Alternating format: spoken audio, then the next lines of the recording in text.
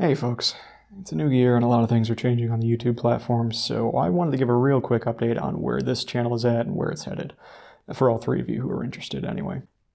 I don't like being a talking head, so here's some old or otherwise unused footage in the background.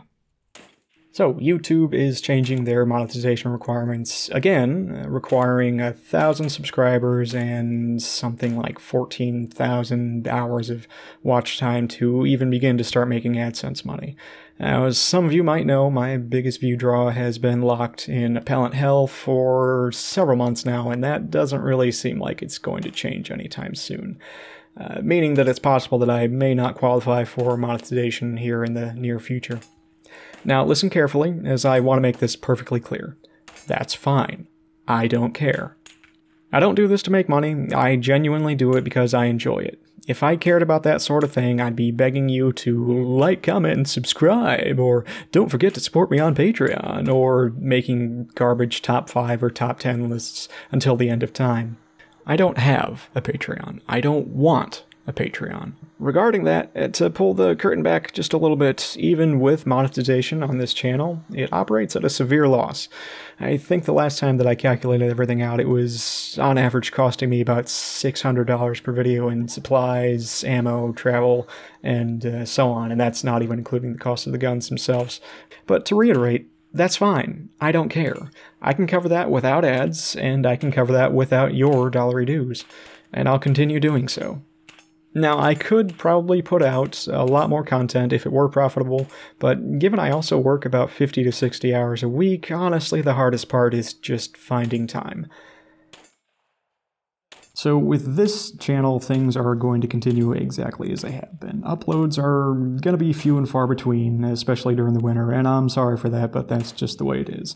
I'm still 100% dedicated to putting out the highest quality content that I can. In fact, higher production values and trimming the fat off of videos were my goals starting this channel to begin with, because we've all seen way too many dark and grainy videos of Bubba fumbling around for an hour or done fancy rambling about Transformers and a gun review for way too long. I'm learning as I go, but looking back I can definitely see improvements on audio, video, or even just basic editing techniques on every single upload so far.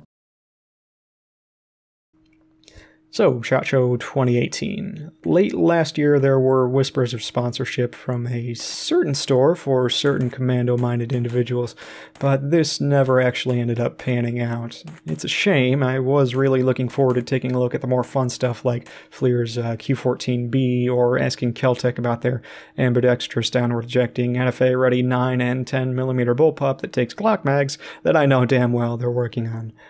Sadly, I'll miss it this year, but there's always 2019. Hopefully by then I'll have a bit more following and have a bit more sway in getting in. So last up, what am I working on in the coming days here? I've got a lot of ideas to work off of, with a lot in the works. A lot of it is tied up in NFA jail, and some of it is just waiting for the time to do it.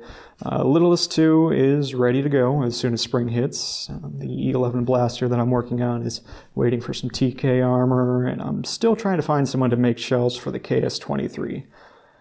I have a few guns of whatever video game planned, starting with Resident Evil 4, because it's one of my favorites. Most notably the Striker and the semi-auto sniper, based on the Street Sweeper or Striker 12 from Armcell, and the HK SL8. I've been trying to get my hands on them for a little while with a little bit of success, but it's still in the works. And then past all that, there's a few other odds and ends that I'm working on.